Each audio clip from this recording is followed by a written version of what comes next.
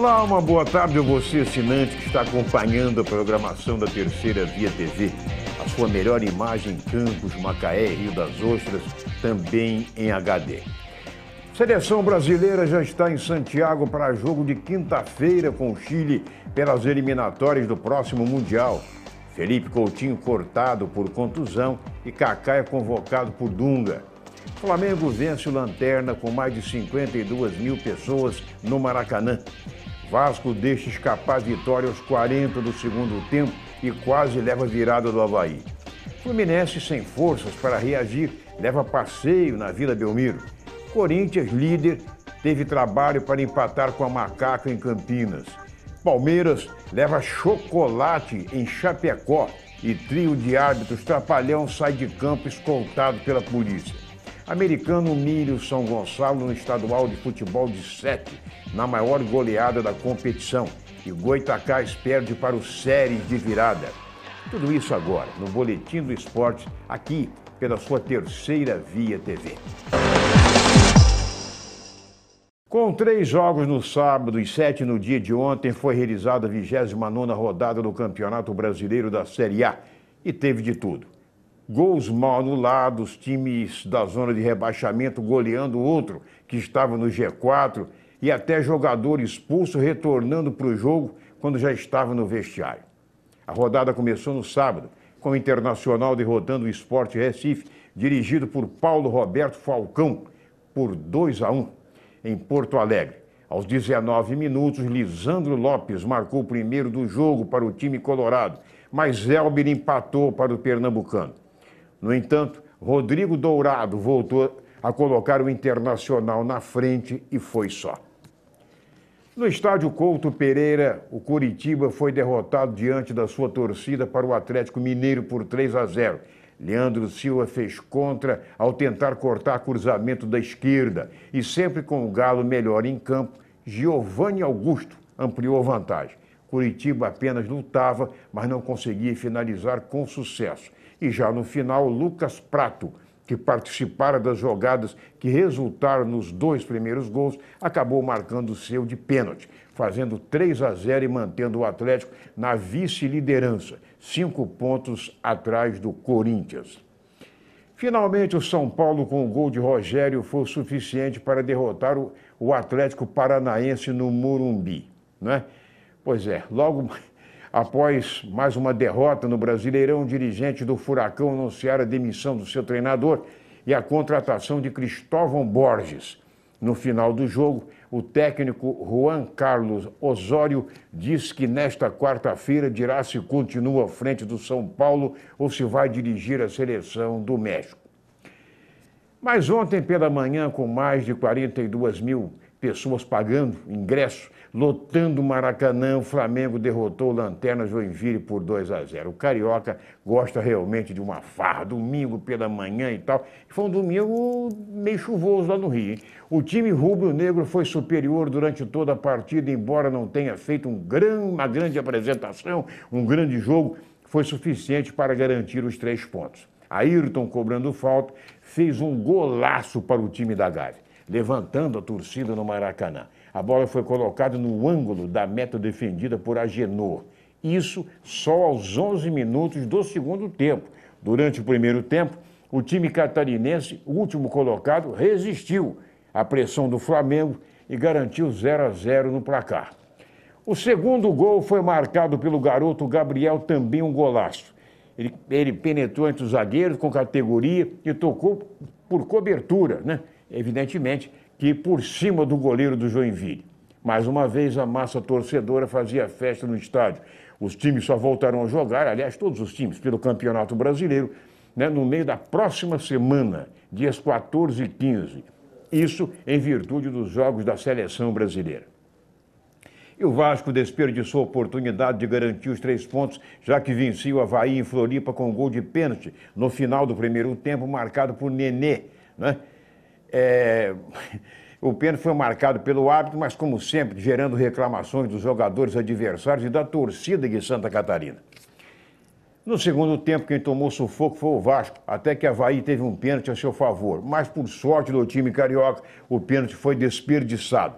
mas de tanto buscar o gol, o Avaí chegou ao empate no finalzinho do jogo, já passando dos 40 minutos, com André Lima, né? E aos 44, o mesmo André Lima quase marca o segundo, o gol que seria da virada, no caso, obrigando o goleiro do Vasco a praticar um defesaço.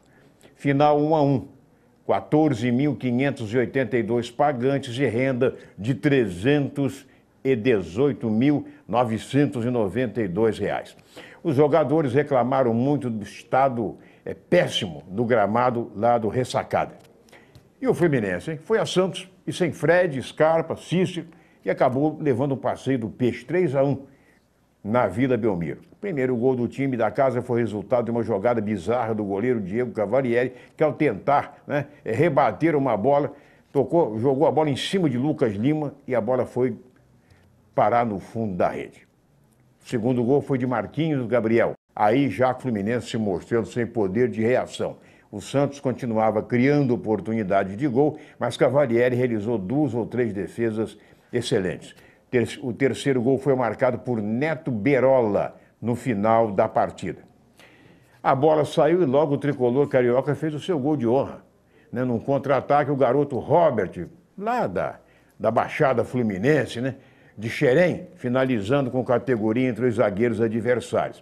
A bola foi levada para o centro do gramado, mas nem chegou a rolar, com o árbitro encerrando a partida. Apenas 7.491 pagantes, com R$ 298.780, passando pelas bilheterias da Vila Belmiro. E em Campinas, o Corinthians se enganou redondamente se pensava levar boa vida diante da Ponte Preta. No entanto, o Timão saiu na frente do placar com Jadson, sempre ele, marcando um belo gol. Mas a Macaca virou com 2 gols em 2 minutos, marcados por Elton e Felipe Azevedo.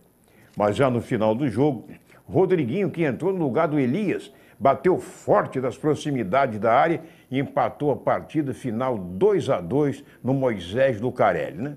O Tite realmente tem estrela. Cruzeiro e Grêmio jogaram no estádio Mineirão em BH e não saíram do 0-0. Os 2 times deixaram o gramado com vaias da torcida.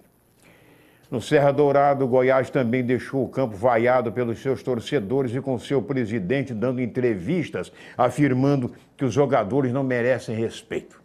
O time goiano perdeu para o Figueirense, mesmo com um jogador a mais. É que Carlos Alberto, aquele mesmo indisciplinado que jogou pelo Vasco e pelo Botafogo, foi mais uma vez expulso. Ele é recordista de atos de indisciplina. Zé Love e Dudu, 2 marcaram para o Figueira, enquanto Leandro Silva Contra e Rafael Bastos fizeram para o time local, que agora está na zona do rebaixamento. Só 3.117 pessoas pagaram para ver o jogo. Mas a maior surpresa da rodada aconteceu no jogo da noite, quando a Chapecoense, que no meio de semana eliminou o Huracan da Argentina pela Sul-Americana, aplicou humilhante goleada no Palmeiras, que estava no G4, 5-1. É verdade, os gols da Chapecoense foram marcados por Neto, Camilo, Túlio Melo, Apodi e Ananias, nesta ordem. O único gol palmeirense foi marcado por Dudu, quando o time já perdia por 3-0. Mas a atrapalhada foi grande por parte do quarteto de arbitragem, O árbitro, os 2 auxiliares, ou assistentes, como são chamados hoje, e o quarto árbitro. Ainda no primeiro tempo, o William Barbio deu o drible da vaca no jogador do Verdão e partiu em direção à área adversária. Quando tentava concluir, o zagueiro do Palmeiras conseguiu tocar na bola e Barbio foi junto para o chão. O árbitro Jailson Macedo de Freitas, que estava bem distante do lance, correu e mostrou o cartão vermelho para o lateral Egídio, que cometera a falta, na opinião dele. Houve protesto dos jogadores do Palmeiras, foram para cima e o árbitro se manteve redutivo. O jogador foi expulso e correu para o vestiário. Aí, os jogadores da Chapecoense se preparavam para cobrar a falta, quando quase em cima da risca da grande área. O Bandeira resolveu, então, chamar a atenção do juiz, que foi até a lateral. Para quê? Acontece que o quarto árbitro falou ao ouvido do seu colega que o atleta do Palmeiras tocou na bola e não no adversário. Portanto, não houve falta e não poderia receber o cartão amarelo se não houve falta. E não é que eles mandaram chamar o Egídio, que já estava debaixo do chuveiro, para voltar ao jogo, anulando o cartão vermelho. Ele foi reintegrado à partida, verdade. Foi a arbitragem da lambança.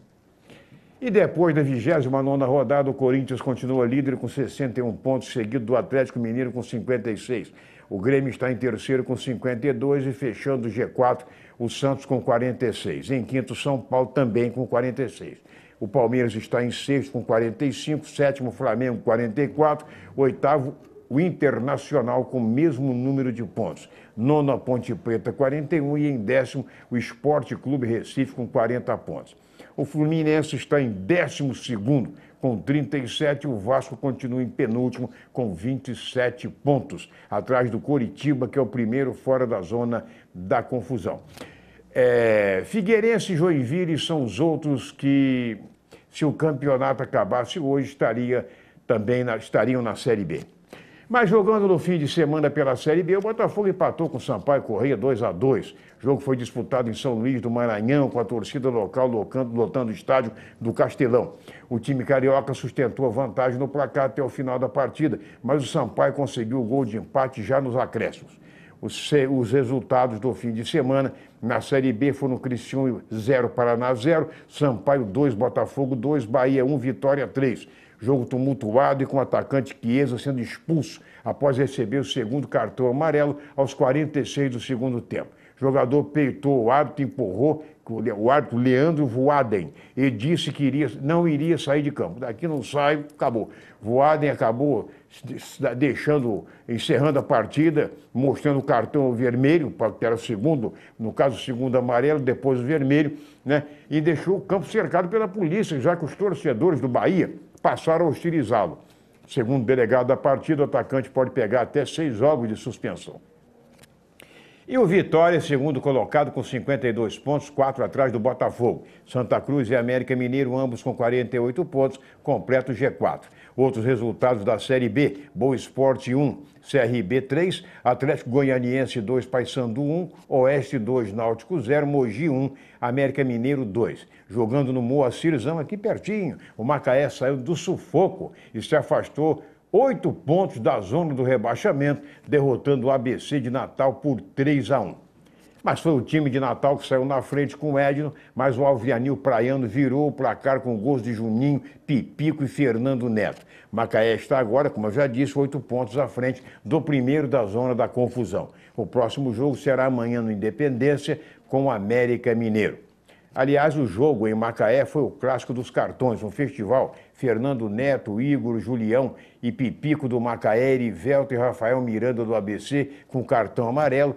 E para Michel do time Potiguar e Anderson Manga, né, do time da casa, receberam o cartão vermelho. Felipe Coutinho foi substituído por Kaká na seleção brasileira, o jogador do Liverpool II informou ontem a CBF está com uma lesão na coxa. No entanto, vejam bem, ele atuou ontem pela manhã pelo campeonato inglês, né? Quem tem TV por assinatura, evidentemente que deve ter assistido esse foi um jogaço. No empate do Liverpool com o Everton em 1-1 e disputado na cidade dos Beatles. Né? Esse primeiro clássico foi ainda em 1890 alguma coisa. Primeiro clássico reunindo esses dois times. E jogou durante 95 minutos. O Felipe Coutinho correndo para lá e para cá, brigando pela posse de bola e ainda chutando bem de fora da área e buscando fazer os gols. O que será, eu pergunto, que realmente aconteceu para o jogador alegar, ou o clube lá inglês, ou até a CBF dizer que o rapaz estava com uma lesão muscular e chamou Kaká para o lugar dele.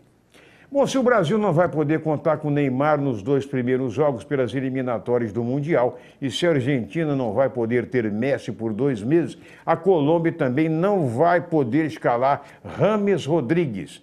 O jogador com lesão muscular na coxa direita não vai enfrentar o Peru e nem o Uruguai. E no Barcelona teve início a chamada caça às bruxas. Quem será o culpado, né? Quem será? O time vem fazendo o pior início de campeonato desde 2002. Ontem perdeu do Sevilha por 2-1 e em 7 rodadas sofreu 9 gols. No fim de semana não contou com Messi nem com Iniesta. Daqui a pouco a gente volta com o segundo bloco do seu Boletim do Esporte. É rapidinho, é pai e bola.